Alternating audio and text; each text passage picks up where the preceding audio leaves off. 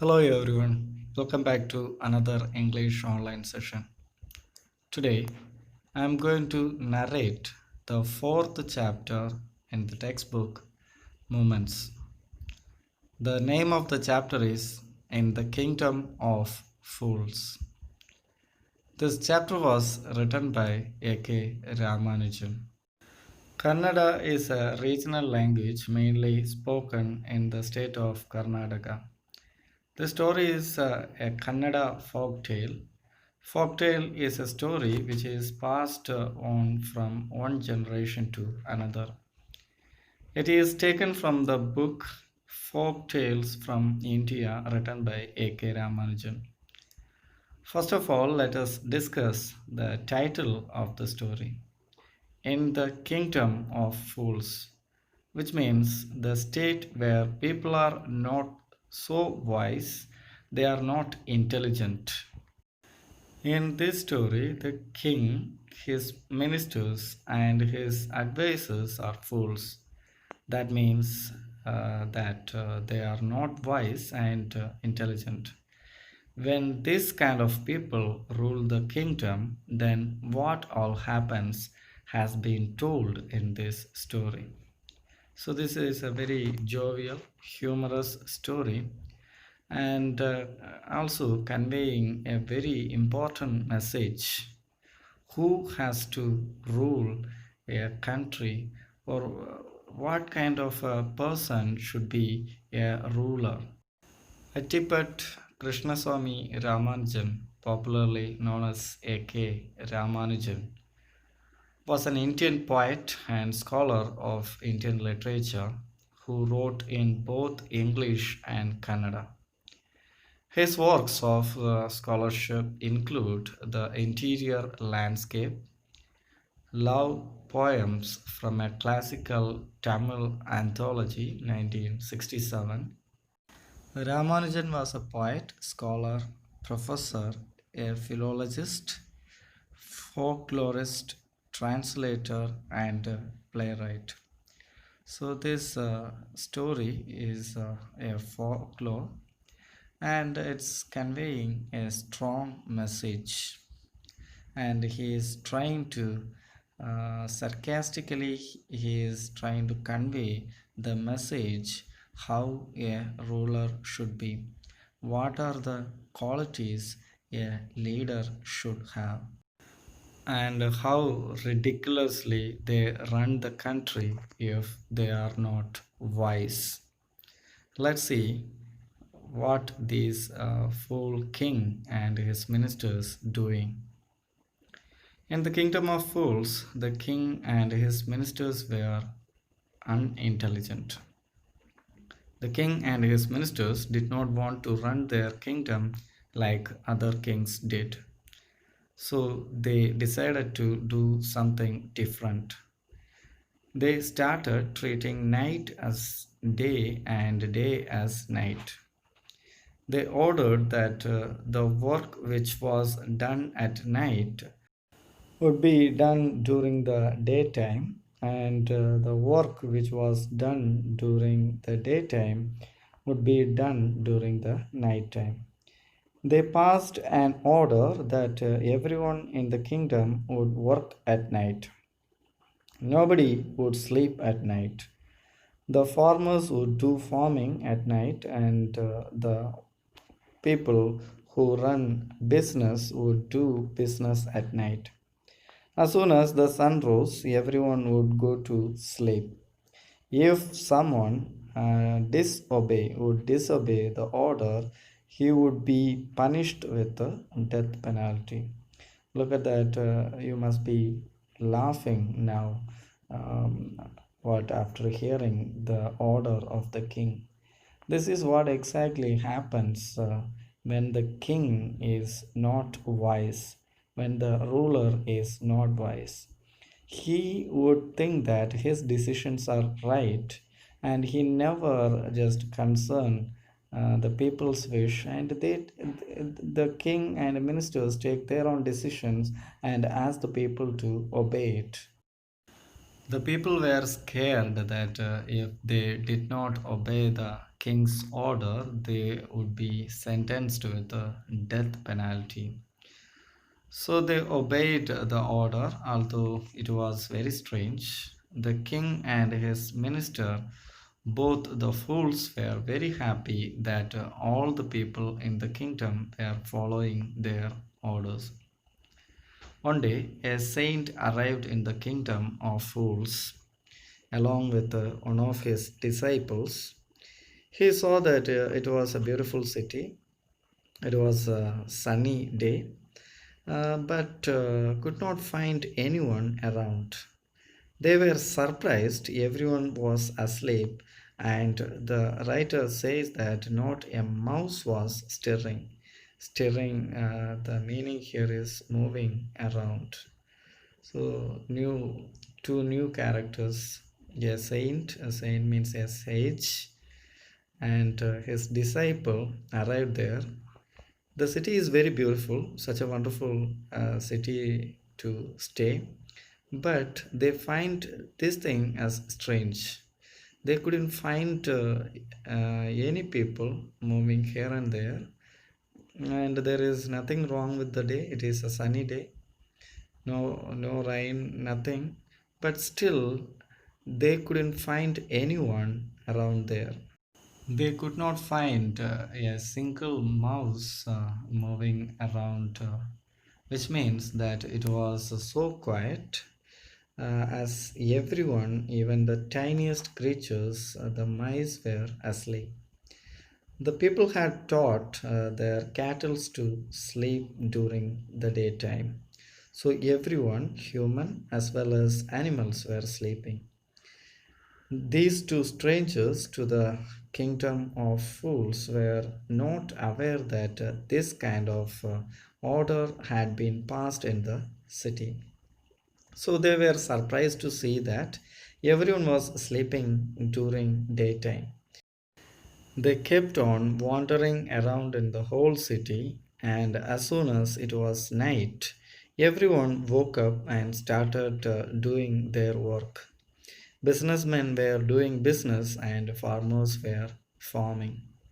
So they have spent the whole day there till the sunset. They couldn't find anyone, but once the sun set, the people started moving. They started running business, and also the farmers started their work. All these things surprised them. The guru and his disciple were very hungry. When the shop opened at night, they went to buy groceries. They were surprised to see that whatever they bought from the shop costed one dudu. The things were very cheap out there. Whether you buy a big bunch of bananas or you buy a big bag of rice, it costed only one dudu. Everything was at the same price in the kingdom of fools. The guru and his disciple were very happy because the food in this kingdom was very cheap. You could buy a lot of food just for a rupee. When the guru and his disciple cooked and ate their food, the guru realized that the kingdom was a kingdom of fools and decided not to stay there any longer because it was unsafe for them. The wise guru told his disciple that the place was not right for them and asked him to leave at once. This disciple was a foodie, one who likes food a lot. He loved to eat, and that is why he did not want to leave this place. Because the food was cheap there, Guru tried to make his disciple understand and told him that everyone out there were fools and very dangerous. The kingdom would not last for a long time and they could harm them too. So the wise guru understood what is just he just realized what was going on there, and to save and safeguard his life and his disciples' life, he just told the disciple immediately they must leave the place because these people, especially the king and the ministers, what they are going to decide next, nobody can predict that, and it must be ridiculous. This disciple is not foresighted like his guru, and he could not understood what his guru was trying to say. He wanted to live there only and enjoy the cheap food. Finally, the guru left alone, leaving the disciple behind. The disciple stayed back in the kingdom of fools. Every day he ate a lot of food, due to which he became as fat as a huge bull. One day, a thief entered a merchant's house. He made a hole in the wall to gain access. When he was about to move out of the house after looting all the things, the wall broke and fell down on his head, and he died there only. The thief's younger brother went to the king and complained that his brother was following his ancient trade. Although the ancient trade, robbing is a crime, while he was working, the wall fell on his head and he died. The thief's brother was taking advantage of the king's foolishness. He said that the merchant whose wall has fallen down on his brother was the culprit. He should have made a strong wall. He requested the king to punish the merchant and get compensation for his family. The king was so foolish that he did not consider the fact that the dead man was committing theft at the time of his death. So look at here, a thief just entered the house and tried to snatch everything. By the act, he just died. The wall fell on him. But here, his brother is complaining to the king that because the merchant didn't build a strong wall, it fell on his brother and he died. So he must, his family must paid something for this thing, and some money should be collected from the merchant and give to his brother's family. Look at that, how ridiculous! And the king is accepting it. That's the point. The king only thought that the man died because the wall fell on him, and the owner of the house whose wall fell on him had to be punished. So he called the merchant. As soon as the merchant appeared, the king asked his name. Then the king asked him whether he was at home when the dead man, the thief, was robbing his house. The merchant replied that he was at home only. The thief made a hole in the wall and entered his house. And when he was trying to got out, the wall fell down because it was weak. Then the king told the merchant that he was the guilty. He did wrong due to his weak wall, the thief dead, and now he would be punished.